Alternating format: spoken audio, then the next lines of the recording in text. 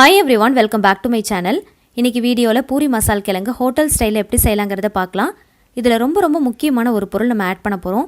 Secret இன்கிரிடியன்ட்னு கூட சொல்லலாம்.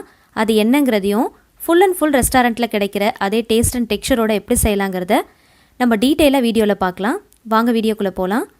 கடாயில தேவையான அளவுக்கு மஸ்டர்ட் ஆயில் ஆட் பண்ணிக்கலாம். ஆயில் ஹீட் ஆனதுக்கு அப்புறமா 1/2 டீஸ்பூன் கடுகு உளுத்தம் பருப்பு, 1 டேபிள்ஸ்பூன் கடலைப்பருப்பு சேர்த்து நல்லா வறுத்துக்கோங்க. 15 பல்லு பூண்டை தோலோட சேர்த்து நசுக்கிட்டு அதையும் இது கூட சேர்த்துக்கலாம். ஒரு துண்டு நறுக்குன இஞ்சியும் ஆட் பண்ணிக்கலாம். காரத்துக்கு ஏற்றா போல் பச்சை மிளகாய் நறுக்கிட்டு சேர்த்துக்கோங்க. கொஞ்சமாக கருவேப்பிலை கொத்து சேர்த்துக்கலாம். இது எல்லாத்தையுமே நல்லா செவக்க வறுத்துக்கலாம். 2 பெரிய வெங்காயத்தை நீல வாக்கில் நல்லா தின்னாக ஸ்லைஸ் பண்ணி வச்சுருக்கேன். அதையும் இது கூட சேர்த்து தேவையான அளவுக்கு உப்பு சேர்த்து நல்லா வதக்கி விட்டுக்கலாம்.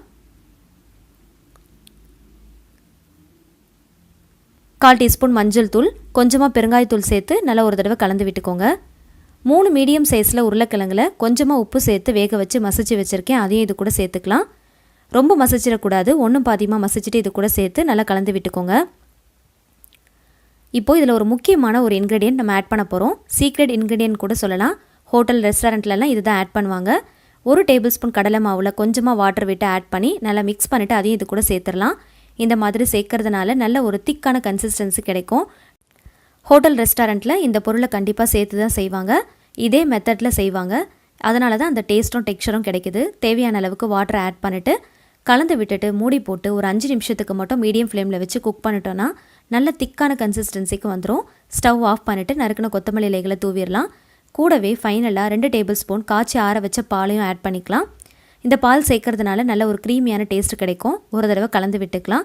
பூரிக்கு ரொம்பவே டேஸ்டியான பக்காவான ஒரு சைட் டிஷ் ரெடி ஆயிடுச்சு. ஹோட்டல் ஸ்டைலில் ரொம்பவே சூப்பரான ஒரு பூரி மசால் கிழங்கு நம்ம ரெடி பண்ணிட்டோம். இதே மெத்தடில் இதே மாதிரி சீக்ரெட் இன்க்ரீடியன்ட் யூஸ் பண்ணி நீங்களும் ட்ரை பண்ணி பாருங்கள். ரொம்ப சூப்பராக வரும். ட்ரை பண்ணிவிட்டு சொல்லுங்கள். வீடியோ பிடிச்சிருந்துச்சுன்னா மறக்காமல் லைக் பண்ணுங்கள். உங்களோட ஃபேமிலி அண்ட் ஃப்ரெண்ட்ஸ் கூட ஷேர் பண்ணிக்கோங்க. சேனலை சப்ஸ்கிரைப் பண்ணிவிட்டு தொடர்ந்து சப்போர்ட் பண்ணுங்கள். Thank you so much. கீப் வாட்சிங்.